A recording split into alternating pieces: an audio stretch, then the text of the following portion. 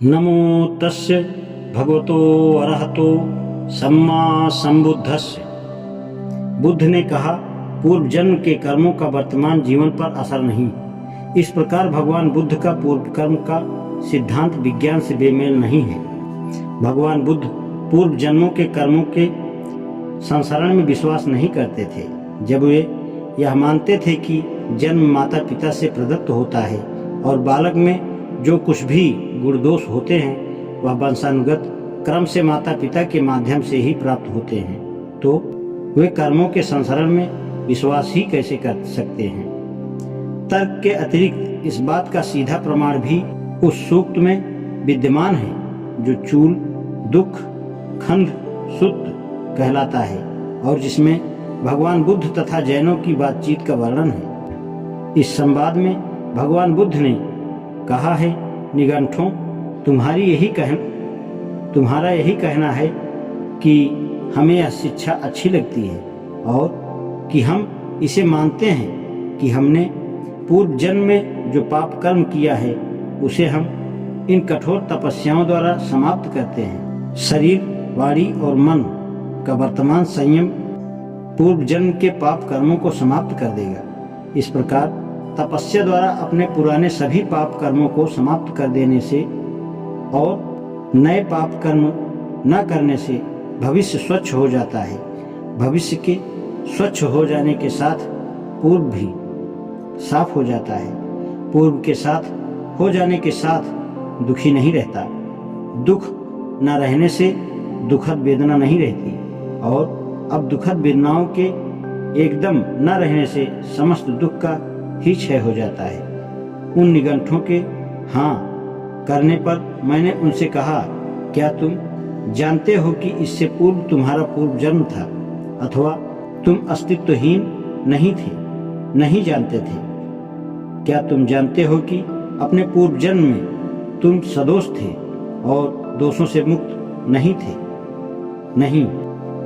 क्या तुम जानते हो कि उस पूर्व जन्म में तुम इस या उस विशेष पाप कर्म के दोषी नहीं थे?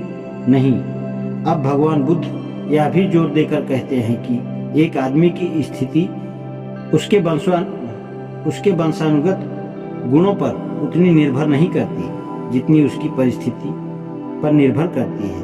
भगवान बुद्ध ने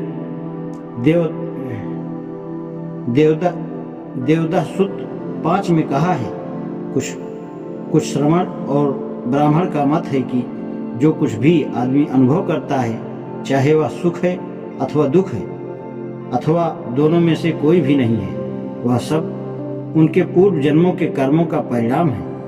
इसलिए उनका कहना है कि पूर्व कर्मों की निर्जरा द्वारा और नए अशुभ कर्मों से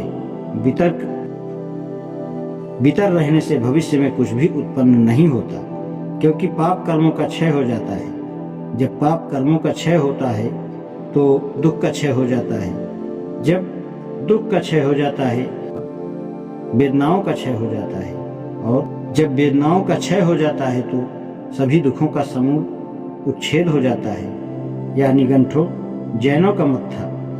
यदि प्राणियों के पूर्व जन्म की परिस्थिति के कारण उनके दुख और सुख भोगते हैं तब निगंठ ही दोषी हैं। यदि परिस्थिति कारण नहीं है तब भी वे ही दोषी हैं। भगवान बुद्ध के ये वचन बहुत प्रासंगिक है। यदि भगवान बुद्ध पूर्व कर्म में विश्वास रखते तो वह पूर्व कर्म के बारे में संदेह क्यों प्रकट करते, और यदि भगवान बुद्ध यह मानते कि सुख दुख पूर्व जन्म का परिणाम है तो वे यह क्यों कहते हैं कि वर्तमान जीवन का सुख दुख परिस्थिति के कारण होता है? पूर्व कर्म सुख दुख का कारण होते हैं का सिद्धांत शुद्ध ब्राह्मणी सिद्धांत है। पूर्व कर्म का वर्तमान जीवन पर प्रभाव पड़ने का विचार ब्राह्मणी आत्मा के सिद्धांत से पूर्णतया मेल खाता है, क्योंकि उसके अनुसार कर्म का आत्मा पर प्रभाव पड़ता है। लेकिन बुद्ध के अनात्मवाद से इसका किसी भी तरह मेल नहीं खाता।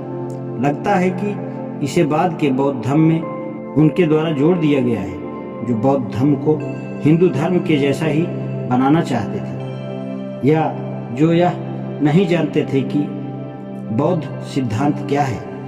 यह एक कारण है जिससे यह माना जाना चाहिए कि बुद्ध ने कभी ऐसे सिद्धांतों की देशना नहीं की थी। एक दूसरा और अधिक सामान्य कारण भी है जिससे यह माना जाना चाहिए कि भगवान बुद्ध कभी भी ऐसे सिद्धांत की देशना नहीं करते हैं।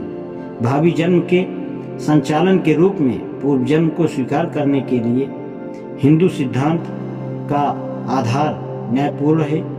इस प्रकार के सिद्धांत का आविष्कार करने का अधिकार का प्रयोजन रहा होगा। इसका केवल एक ही उद्देश्य हो सकता है कि जिसके बारे में सोचा जा सकता है वह है राजा अथवा समाज को गरीब और पददलित की दयनीय दशा के प्रति जिम्मेदारी से सर्वथा मुक्त कर दिया जाना। अन्यथा इस प्रकार के अमानवीय असंगत सिद्धांत का कभी आविष्कार न होता। यह कल्पना कर सकना असंभव है कि महाकारुणिक कहे जाने वाले बुद्ध ने कभी इस प्रकार के सिद्धांत का समर्थन नहीं किया हो। आज इतना ही। नमो बुद्धाय।